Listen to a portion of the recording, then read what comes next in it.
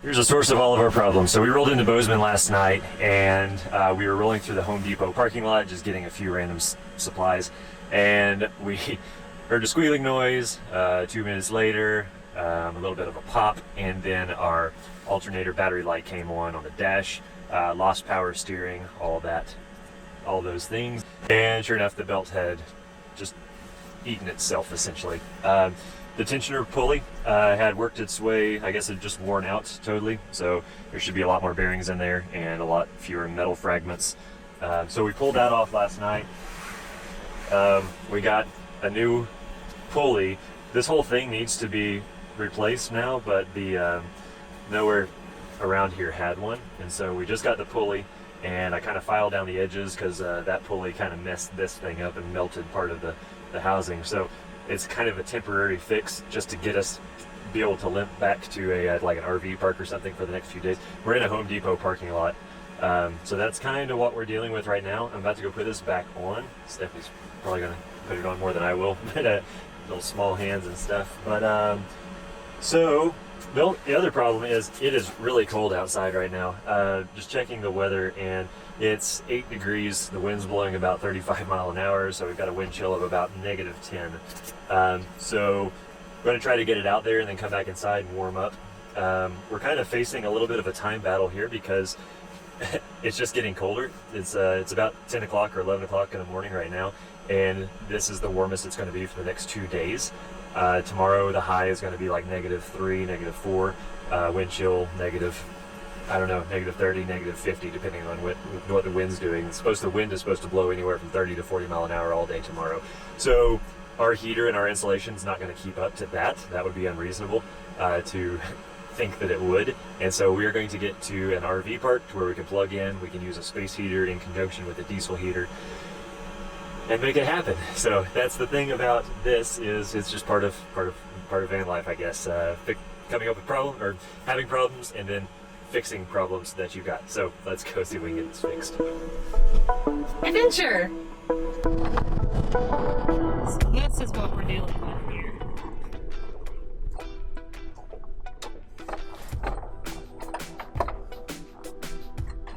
Working in snowy conditions. Oh, it's fun.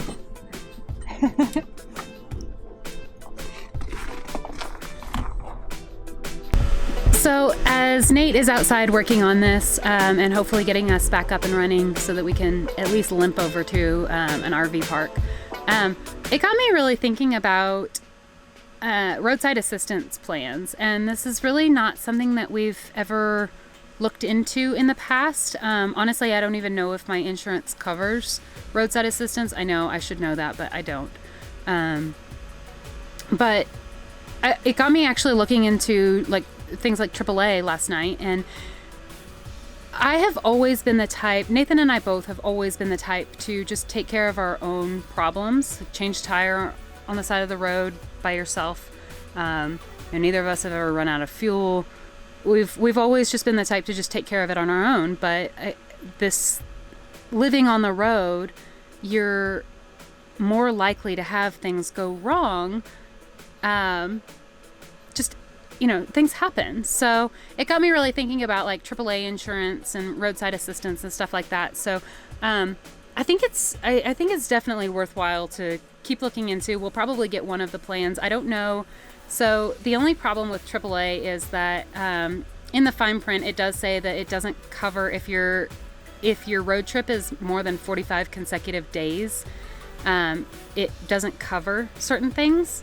So that obviously bothers me because we live on the road.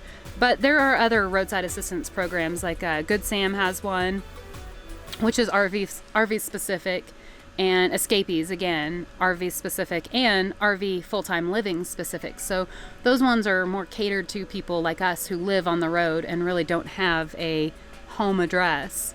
So something definitely to look into. And even AAA was the most expensive one, and even that was only like $255 a year for the most expensive plan.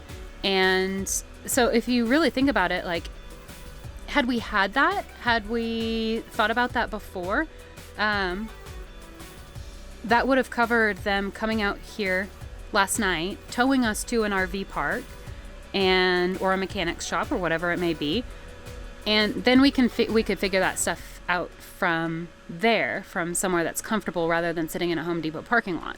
So definitely something to consider. So if any of you guys like have any experience with AAA or Good Sam or Escapee's roadside assistance, or a different one that I don't know of yet, please let me know in the comments below, because I think this is definitely something that I'm going to start researching more and hopefully be able to help other people out in the future.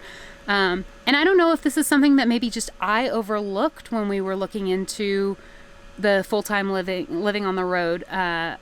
I never ran across anyone saying that you really need to have roadside assistance coverage. And I think that if I never ran into that, then maybe it's just not as heavily covered as I would think it should be. You know, if you're living on the road, probably roadside assistance should be part of that. And I had no idea how much it was until last night when I looked it up. And I was surprised to think, like, we have all of this insurance to cover everything else. Why don't we pay the $255 a year for that? It's a no-brainer to me. So that really, this experience has really gotten me thinking about all of that. So if any of you have any experience with that, I would love to know more, and love to know your experiences and maybe better companies or better experiences, that kind of thing. So please leave those in the comments below.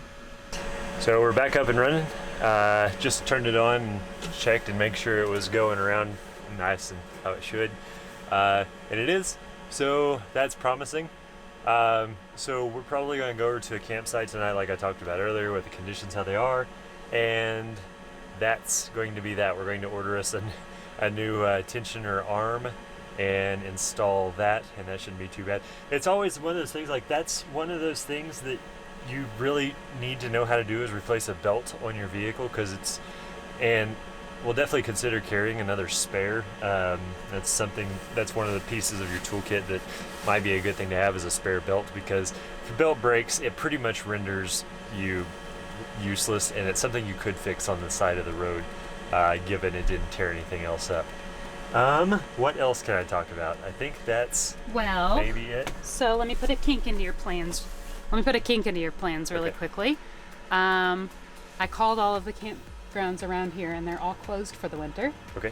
So we may end up having to get a hotel room, okay, actually, rather than a campsite. Okay. So that's what I've been doing the last few minutes while you've been working on that. And I guess from here we'll see. So we'll figure it out. We'll figure it out. Adventure, fun. So after a celebratory adult beverage for fixing that pulley, had a chance to think about, like, kind of what we were going to do tonight and get feeling a little bit better about life. We're just going to stay in the van tonight with no supplemental electricity or anything like that, and it's going to be fine. Like, it's not like dangerous or anything like that. It's just like could potentially be uncomfortable, but it's okay. Like, we have enough clothing and all that kind of stuff if it gets cold. But we're hoping it doesn't get cold. What we're going to do tonight is see basically how the van does in sub-zero weather, which is going to be the video for next week. Haha, cliffhanger. So that's pretty much all we have for this particular episode. Got that thing up and running. Basically, we've got that tensioner arm is in the mail. I'm gonna replace that within the next few days once it comes in, but we probably won't get that on video. No.